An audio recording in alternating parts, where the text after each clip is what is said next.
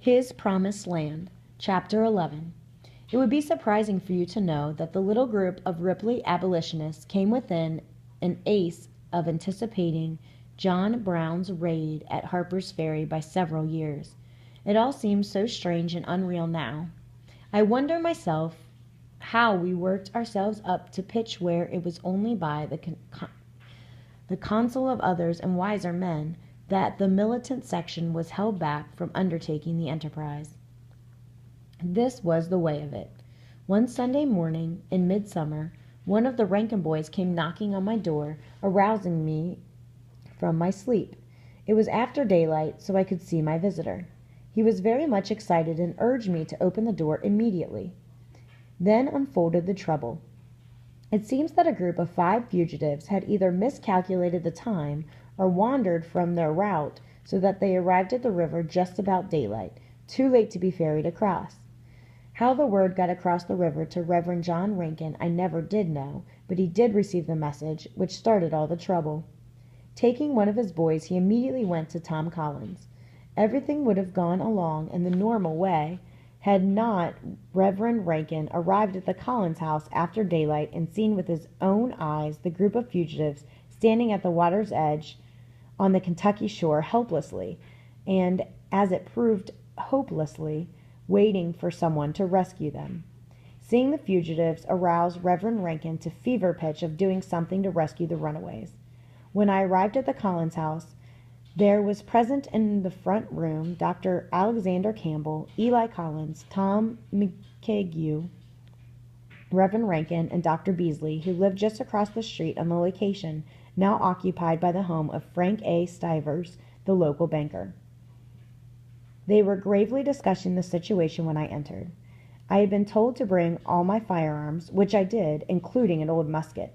I knew something serious was up, because this was the first time I had ever been called on to come armed with anything but small arms. I can still see the pale face of Reverend Rankin as he sat in the center of this council of war, arguing for his plan of rescue. I soon learned his plan was to take his 6 sons, myself, and any others who would join the expedition, go heavily armed in broad daylight, and take the group forcibly from anyone who got in their way. We knew that the lookouts in the Ohio side would make no move until the fugitives had landed on that side of the river.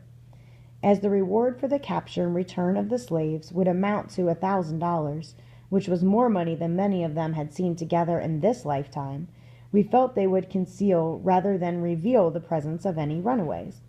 This crowd would only become aggressive when we had them in charge, taking them through the town.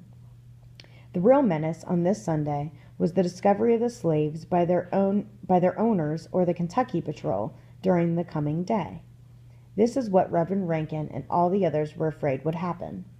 Once on this side of the river, the armed guard surrounding the fugitives, mind you in broad daylight, would march up Mulberry Street to 4th Street with the slaves, thence to the house of Reverend Rankin on top of the hill, where we would hold the fort until night, when we could secretly take them on their way to Canada.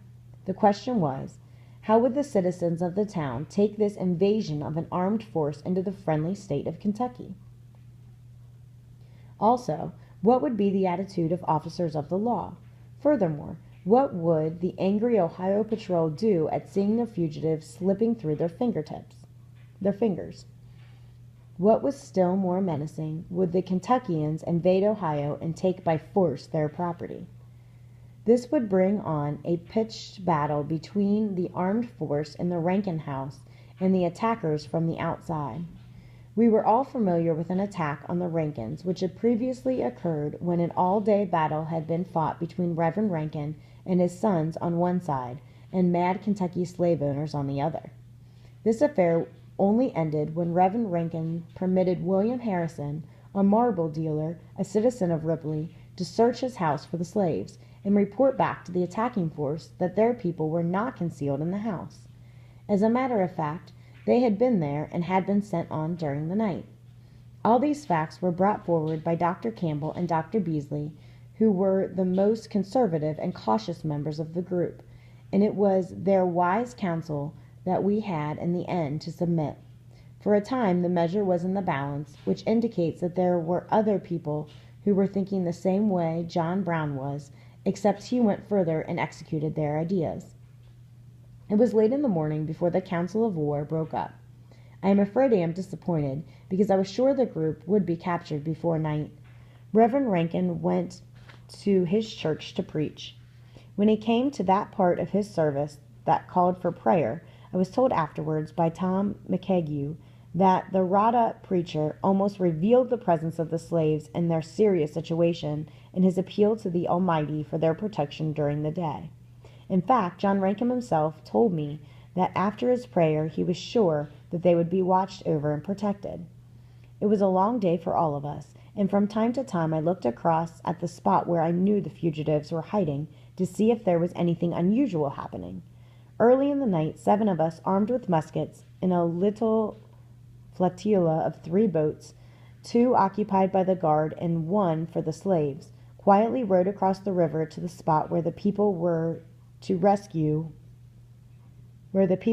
to rescue were seen.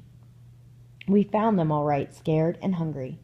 Just as quietly as we came, we stole away with the boat of fugitives between our boats. We landed at the foot of Mulberry Street and marched up the bank to meet face to face all the group who were at the meeting of the Council of War. As for our program, we made no stop, but went up Mulberry Street to the Rankins' house without being disturbed by the town or attacked by the law. Mrs. Rankin fed the hungry crowd. After that, there was no stopping until we delivered our charges at Red Oak Station of the Underground Railroad. That's how near the Ripley abolitionists came to anticipating John Brown in his Harper's Ferry adventure.